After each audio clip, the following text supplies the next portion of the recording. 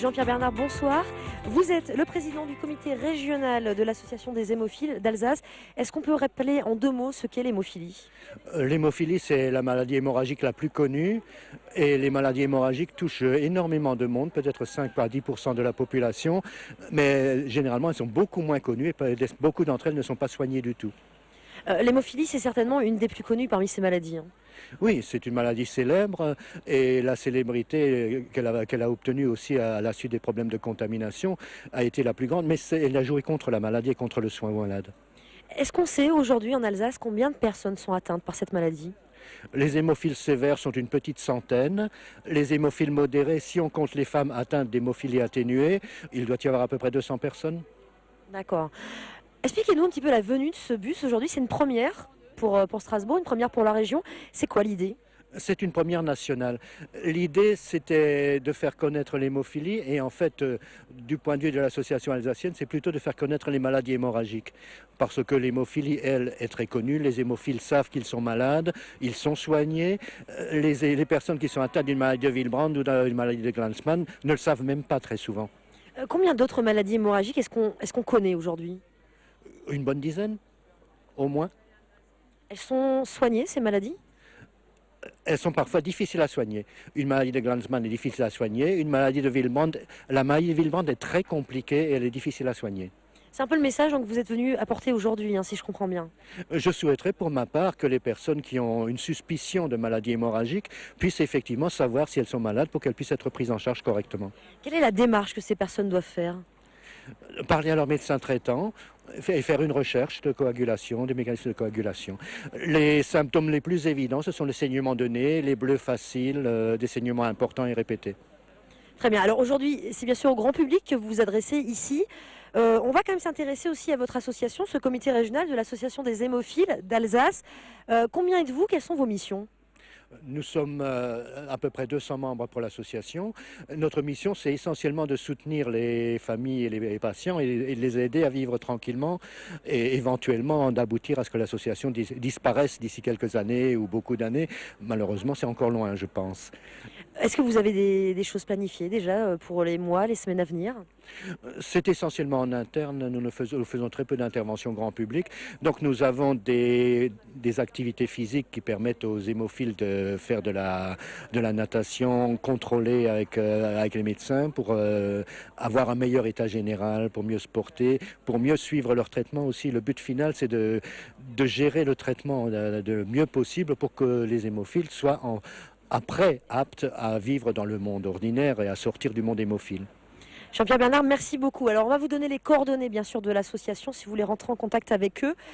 Dans quelques instants, on va s'adresser à un médecin qui va lui nous expliquer, on va revenir sur cette maladie, sur ce traitement, sur la recherche actuelle. Mais en attendant, je vous propose d'écouter le témoignage d'un hémophile. Comment vit-on au quotidien avec cette maladie? C'est tout de suite. Je suis Frédéric Génic, j'ai 23 ans. J'habite à la Robertsau, Strasbourg et je suis actuellement, je travaille en tant que cuisinier mais actuellement en arrêt maladie. Vous souffrez d'hémophilie? Vous le savez depuis quand exactement? Pratiquement depuis la naissance, donc je devais avoir 5 mois je crois, 5 ou 6 mois. Comment est-ce qu'on vit au quotidien quand on est hémophile? La plupart du temps on vit normalement comme monsieur et madame tout le monde. C'est vrai qu'il nous arrive par exemple sur le travail d'avoir des problèmes articulaires et d'avoir mal, d'avancer plus lentement que d'autres, mais on vit pour ainsi dire comme tout le monde. Est-ce qu'on souffre de préjugés de par les gens qui nous entourent parfois? Des préjugés, oui, il y en a quelques-uns. La plupart sont encore aussi de l'époque du sang contaminé. Beaucoup l'associent encore. Donc il y a le préjugé du sang contaminé. Il y a aussi la peur de la maladie chez certaines personnes. Donc il y a deux, trois préjugés. La plupart des gens, ça passe. Ils font semblant de connaître la maladie et puis ils passent à autre chose. Est-ce que vous avez l'impression justement que cette maladie dont vous souffrez, elle est bien connue? Non. C'est quand je dis aux gens que je suis hémophile, ils répondent oui, ah oui, et ils changent tout de suite de conversation, donc je sais qu'ils n'y connaissent rien du tout. Il y a 2-3 personnes, quand je leur dis, eux, ils disent ah oui, c'est quand tu te coupes, t'arrêtes pas de saigner. C'est ce que tout le monde connaît pour ainsi dire de la maladie et qui est en partie faux. On s'arrête de saigner, on met juste plus de temps à s'arrêter de saigner. Mais pour ainsi dire, personne ne sait qu'on a des atteintes articulaires, des hémorragies internes, des hémarthroses, des gros hématomes. La plupart des personnes ne le savent pas. Quelles sont les précautions qu'on doit prendre au jour le jour pour que tout se passe au mieux? Ça dépend des hémophiles. Moi, par exemple, je fais attention de ne pas tomber. J'évite de me cogner les articulations. Et je suis sous prophylaxie. Ça veut dire que j'ai mon traitement hémophilie 3 fois par semaine que je m'injecte le matin ou enfin quand il le faut.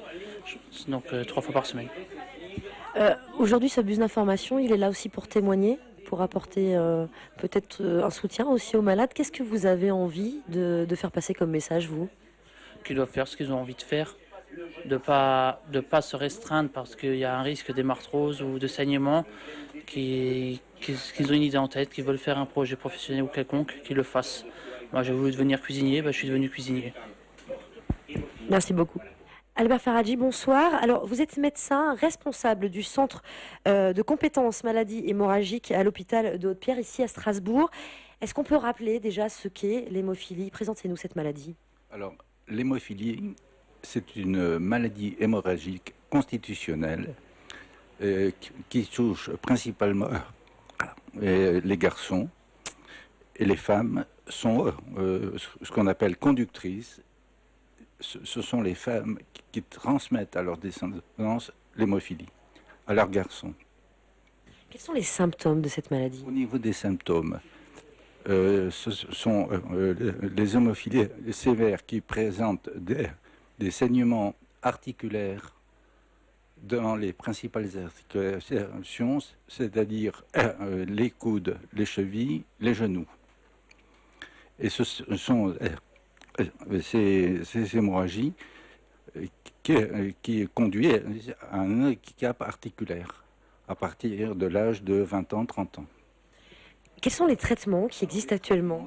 Ce sont les facteurs 8 et facteurs 9 qui sont utilisés pour remplacer leurs déficits qu'ils présentent.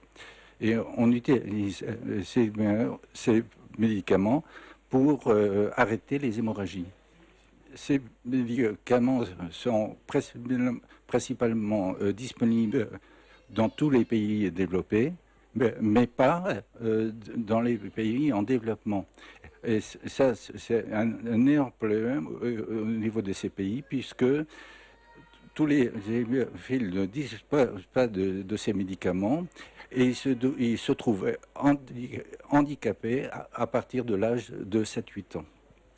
Quels sont les signes qui doivent attirer l'attention des gens? Quand est-ce qu'il faut venir consulter, notamment chez vous? À partir du moment où une personne présente, par exemple, des hématomes qui apparaissent facilement à la suite d'un choc léger ou d'une petite chute, par exemple, un gros hématome ou une coupure qui entraîne un saignement prolongé au-delà de 4-5 minutes, ils peuvent s'adresser directement au centre maladie hémorragique à Haute-Pierre, directement, pour tout dépistage de maladies hémorragiques. Alors, on va donner le numéro, bien sûr, où vous joindre dans ce centre.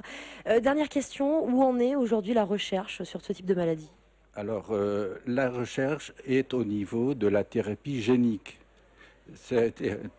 À partir du moment où on aura cette thérapie génique disponible, les hémophiles seront guéris de leur hémophilie. Ils n'auront plus d'hémophilie. Ça, c'est évidemment porteur d'espoir, mais dans quel temps on peut penser avoir ces traitements? À terme de 10 ans, 15 ans. Merci, docteur Faradji. Donc, je rappelle, vous voyez apparaître à l'instant le numéro de téléphone pour contacter ce centre de compétences maladies hémorragiques de l'hôpital de Haute-Pierre.